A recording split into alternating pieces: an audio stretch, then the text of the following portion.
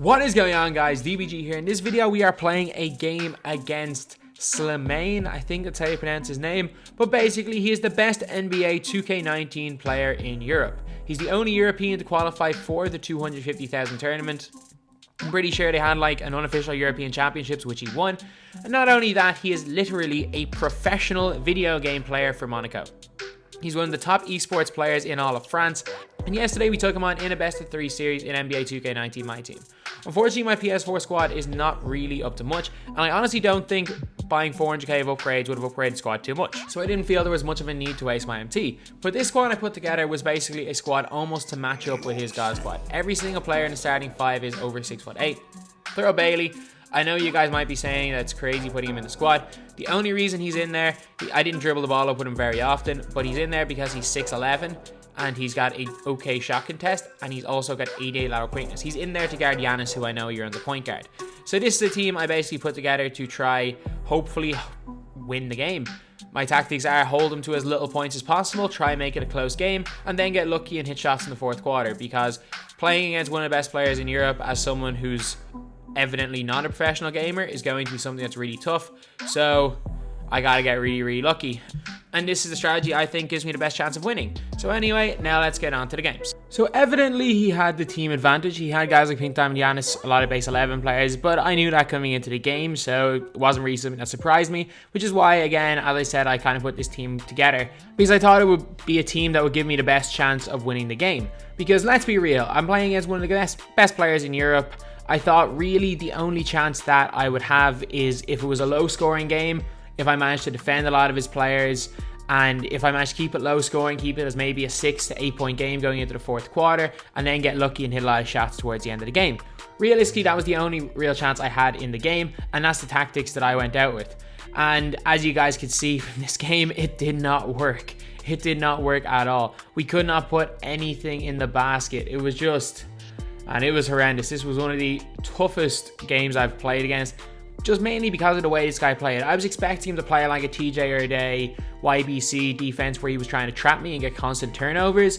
However, he just played me straight up. He's the best by far on-ball defender I've played against this year. I've played against some of the best players in the world. I played against the likes of Shump, I played Dichotomy, and the only one that I genuinely felt like I had no chance of scoring on was this guy here. Like, he was legitimately one of the best players in the world. And as you guys can see, he built up a 22-point lead after halfway through the second quarter, which is absolutely nuts. So for the rest of this first game, honestly, I knew I did not stand much of a chance. I was just trying to see what would work, what type of tactics would work, just so that I gave myself as good a chance as possible in game number 2, because this was a best of 3 game. And like, if you guys are watching this, Slimane is an absolutely incredible player.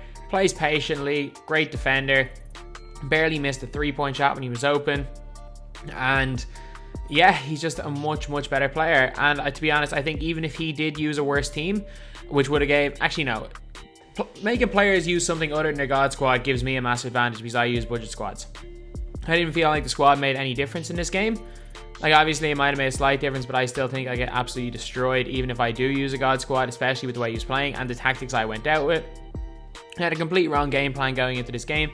I went out with a game plan that I thought would have given me the best chance of winning, but from the very start it was evident that I just prepared completely wrong, and he completely destroyed me. Like, he barely missed a shot. He was hitting shots with absolutely everyone. I couldn't hit a shot, and game 1 was just a complete disaster for me. It was just really bad. So for game 2, I actually made a change. I took out Thorough Bailey, even though Thorough Bailey he didn't do that badly himself, but mainly he was in there to guard Giannis. I put in Finley because Finley could score the ball a lot better. At the start of this game right here, and it was the exact same as it was going, as the last game went. But to be honest, I did feel a lot better about it because one thing that I did between the games was I turned off my chat. And if you guys don't know, if you're trying to play with a live chat, it's hard, especially when you're reading 50 messages insulting you a minute and then saying, quote, "You're a YouTuber, you should be used to this." Yeah, that's not a good enough excuse to justify just insulting someone constantly in chat. I also had no mod set up, but to be honest, I was just getting frustrated in the first game. And in this game, even though, to be honest, in the actual game, he started off even better. Like, he was on fire to start this game. I actually felt a lot more comfortable in the game. I was just missing a lot of shots more than I felt like I just wasn't able to score like the first game. Things like that, I would have expected to have gone to the basket. Didn't think I was going to get caught for a smothered layup. And he just was in complete control of the game at this stage. But at no stage did I feel like I was completely out of this game. Which, even though the first quarter at this stage, down 13 after 4 minutes, this was even worse than the last game. But at no stage really did I feel like I had no chance of winning the game, that this guy was just a complete mismatch for me. Whereas in the last game, that's exactly how it felt. So even as the game went on, while I didn't necessarily feel like I had a great chance of winning, I didn't feel like it was going to be another 45-point blowout. I felt like I could maybe keep this game around what it was right now. I just had a really bad start, and yeah, that's, to be fair, what I managed to do.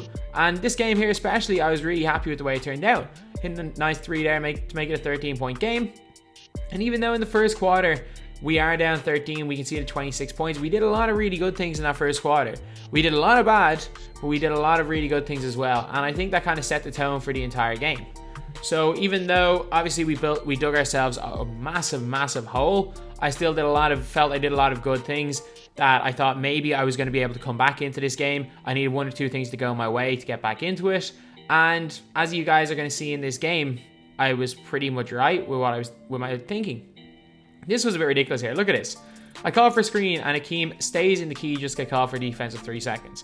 Like, everything that could have gone wrong at this stage did go wrong. And we were only down 13. Yes, 13 early in the game is bad. And it was at a stage where if he went on a major run, and it, like, again, anything that could go wrong did. But if he went on a major run, he could have really pulled this game away. At the same time, I was only one even smaller run away from making a ball game again. And the game changer in this game was Jian Lian. Like, this guy was replacing Akeem Olajuwon, who should have been my best player on paper with E, was a game changer. Like, I know you guys might be saying that, like, obviously, E is nowhere close to Akeem ratings-wise, and he was even cold there. But no, the way he played completely changed the game. Like, yeah, we're down 20 points right here. But again, we hadn't let him pull away as much as he did in the last game. And we're still at a stage in the game where we are 1 run away from making it a ball game. So these were a couple of crucial possessions, a couple of crucial minutes. And unlike in game 1, where I just let everything get to my head. I let his really good defense affect me. I let the fact that I was just getting abused in my chat affect me. I kind of let everything affect me. Whereas in this game, having the chat turned off was a big help. Even though I was still down 20, I felt like I could easily come back in each stage. And that is exactly what I did, starting off with this and one from Hedo Turkoglu. But yet, again, everything that could go wrong did go wrong, and we missed a free throw. I bring it back to 20. This is where we start to get a little bit lucky. We start to hit some shots that maybe shouldn't be going in, and we start to use Hedo's takeover as a bit of a decoy. Great pass in from Hedo to Gugliotta, and the 2 of those guys were the guys that were carrying my team. Gugliotta now with 6 points to make it a 13-point game. And then suddenly at the end of the third quarter, we take complete control of this game, and it is Jian Lian who I use as a point center because he's got high speed with ball that just completely changed the whole outcome of this game. Had I put him in earlier for Hakeem Olajuwon, honestly, I think it might have been a little bit different. And then we put on Simmons for a couple of seconds here, and he puts up a prayer. And at this stage, I'm thinking maybe the luck is going to go my way. So we make it back to a 9-point game. Kawhi doesn't lunge long enough for the steal. We leave Paul George wide open, who knocks it down. But then guess who steps up? It is Jian Lian who steps up and knocks down a big 3-point shot there. It's back to a 9-point game. We are right back in it. And then there's a lot of just kind of unlucky plays in this. Like a great block there by E, and then a couple of seconds later, E just unfortunately doesn't get the block from behind on Giannis. But then again, it doesn't really matter. He just comes right down and hits a massive 3-point shot to make it an 8-point game.